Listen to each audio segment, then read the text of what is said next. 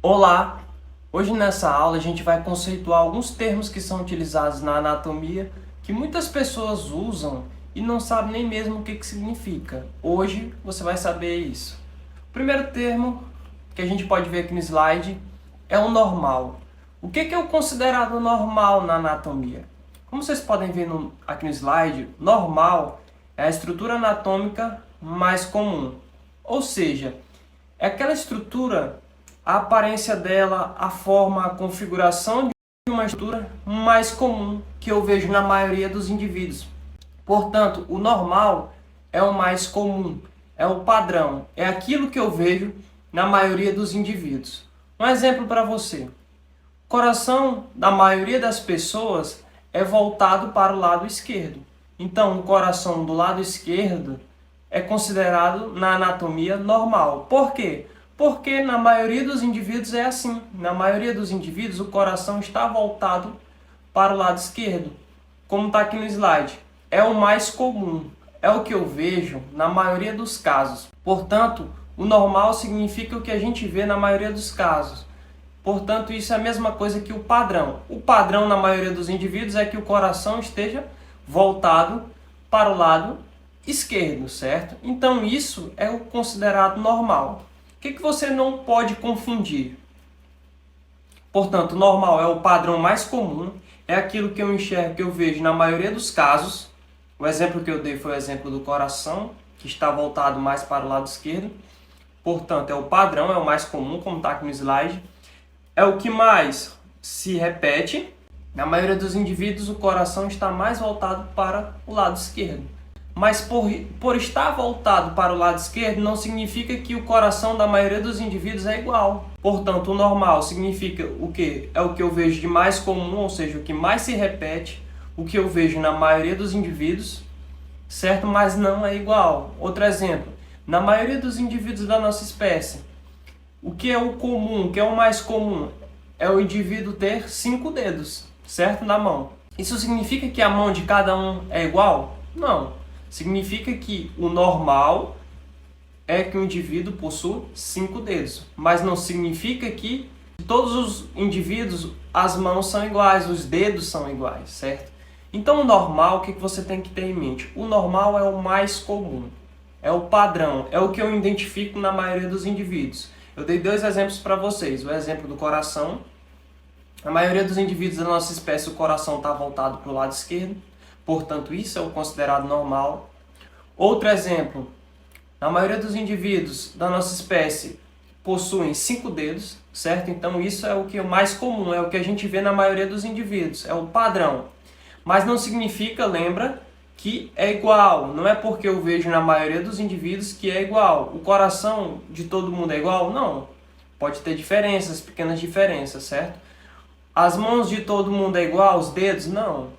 Mas o normal é que o coração esteja voltado para o lado esquerdo e na mão possua 5 dedos. Então não confundir com igual. Não é porque é mais comum, não é porque eu vejo na maioria dos indivíduos que significa que é igual. Outra aqui que não pode se confundir, que eu coloquei aqui no slide, não significa que a estrutura precisa ser daquele jeito para funcionar adequadamente. Um exemplo, a gente viu o exemplo do coração, certo? Então, o coração na maioria dos indivíduos ele é voltado para o lado esquerdo, certo? Ele está do lado esquerdo. Então, isso é o considerado normal. Mas não significa que precisa estar voltado para o lado esquerdo para funcionar adequadamente. Isso é o exemplo do próximo termo que a gente vai abordar aqui. A variação anatômica. Então, para explicar melhor aquela frase que eu deixei no último slide, que não precisa ser daquele jeito, ou seja, não precisa ser normal para funcionar adequadamente, existe o termo variação anatômica. O que é variação anatômica? Lê aqui comigo.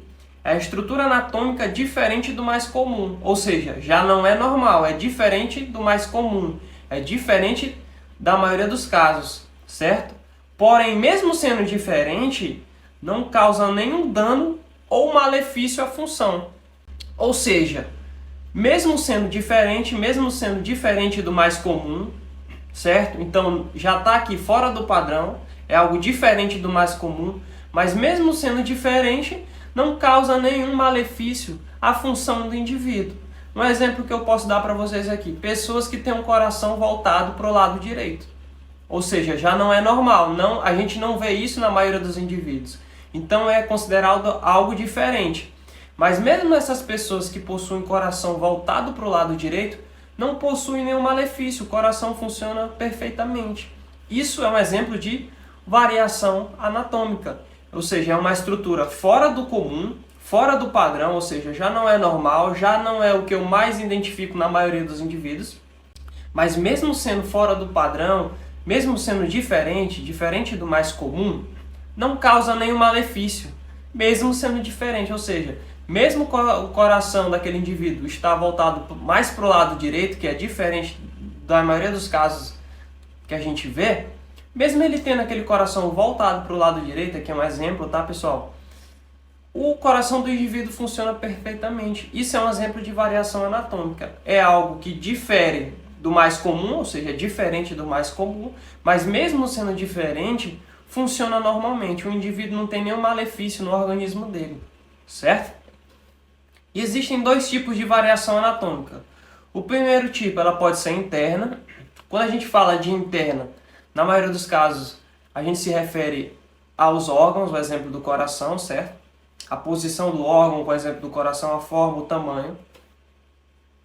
E pode ser externa também. Quando a gente fala de externa, na maioria dos casos a gente se refere à altura. Por exemplo, existem indivíduos mais altos, outros mais baixos, existe uma variação. Mas mesmo existindo essa variação, não significa que o indivíduo vai ter malefício no seu organismo, que o organismo dele não vai funcionar adequadamente por ele ter essa variação. Outra coisa a idade, outra coisa o sexo. Então existem variações internas e externas, tudo bem? Então vamos para o outro termo aqui. O outro termo é a anomalia. Anomalia é totalmente o contrário do que é o normal, ou seja, é uma anormalidade, eu coloquei aqui entre parênteses. O que é anomalia? Assim como a variação anatômica, a anomalia é uma estrutura que difere do normal, ou seja, é uma estrutura pouco frequente. É algo que difere, que destoa do normal.